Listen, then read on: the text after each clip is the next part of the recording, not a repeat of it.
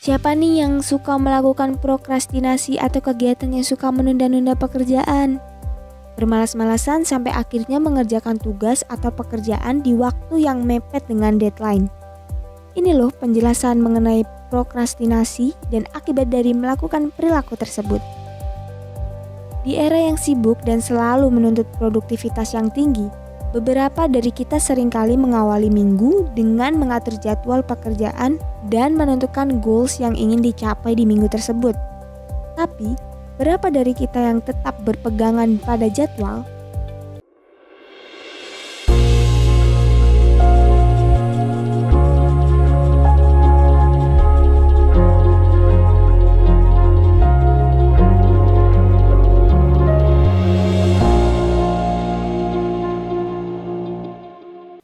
Prokrastinasi berasal dari dua kata dalam bahasa Latin, yakni pro yang berarti forward atau maju dan crastinus yang berarti belonging to tomorrow atau milik hari esok.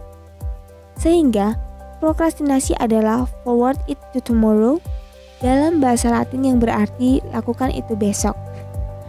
Prokrastinasi adalah tindakan menunda pekerjaan atau tugas yang seharusnya diselesaikan pada waktu tertentu. Sebuah penelitian menyebutkan bahwa setidaknya setiap orang pernah menunda pekerjaan dari jadwal yang telah mereka tentukan sekali atau bahkan lebih. Bahkan kemungkinan sebanyak 20% orang mengalami prokrastinasi kronis. Prokrastinator sering kali menipu diri sendiri dengan mempercayai bahwa mereka dapat mengerjakan lebih baik di bawah tekanan waktu yang singkat sehingga mereka memilih untuk mengerjakan kemudian di akhir tengah waktu. 5 kebohongan yang dipercayai prokrastinator untuk membenarkan tindakan menunda pekerjaan. Di antaranya yaitu: pertama, merasa masih banyak waktu untuk mengerjakan tugas. Yang kedua, merasa hanya sedikit waktu yang dibutuhkan untuk menyelesaikan tugas tersebut. Yang ketiga, merasa akan lebih semangat jika mengerjakan esok hari, minggu depan, bulan depan, atau waktu tertentu. Yang keempat, tugas akan semakin sempurna apabila dikerjakan saat benar-benar ingin mengerjakannya.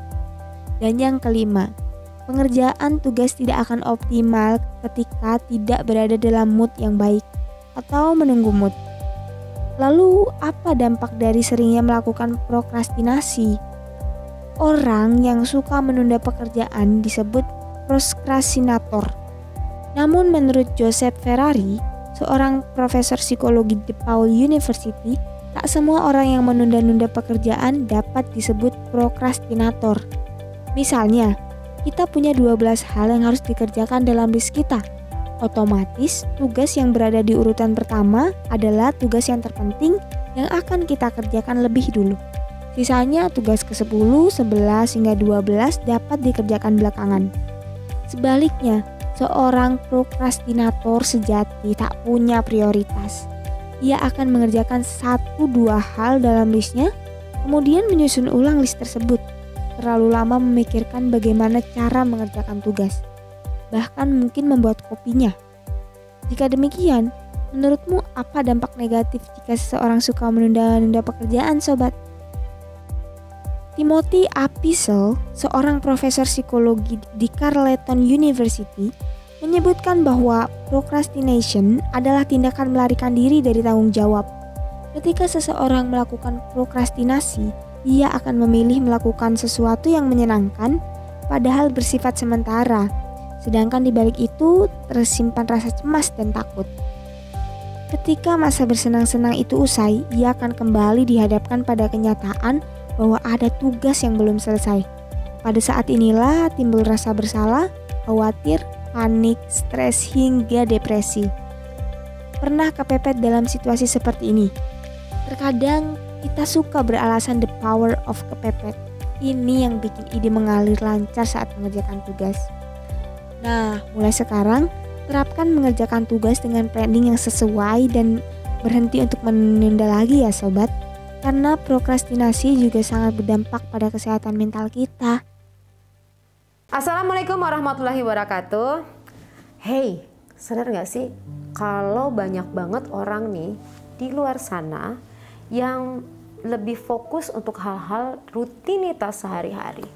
Katakanlah bekerja, katakanlah mengurusi anak, katakanlah mengurusi rumah tangga, secara fisik, rutinitas. Namun kerap mengabaikan untuk hal-hal yang berkaitan sama perasaan. Perasaan marah pada saat ada peristiwa yang tidak sesuai dengan harapannya, ditahan. Pada saat kesel dengan ucapan seseorang, ditahan. Kesel dengan anak, ditahan. Kesel dengan suami atas sikap perilakunya, ditahan. Kesel dengan tetangga, ditahan. Kesel dengan tontonan TV, ditahan. Di sini di backup oleh tenaga-tenaga ahli secara profesional, master-master psikolog di sini yang akan menghandle persoalan kamu dengan pengalaman-pengalaman tinggi dan expert di bidangnya. Dan ini bisa dilakukan secara online. Tidak perlu bertatap muka, tapi bisa diselenggarakan secara online. Jadi privacy dan tidak ada satu orang pun yang tahu persoalan kamu. Kamu bisa sharing curhat masalah kamu sehabis-habisnya, mungkin di dalam kamar tanpa ada orang yang tahu. Mungkin juga kamu bisa menceritakan di dalam mobil, atau mungkin kamu bisa menceritakan di tempat-tempat tersembunyi kamu untuk menceritakan perasaan kamu yang paling dalam yang udah tidak sanggup lagi kamu tahan. Hati-hati kalau kamu menahannya, itu bisa meledak di dalam pemikiran kamu, di dalam perasaan kamu.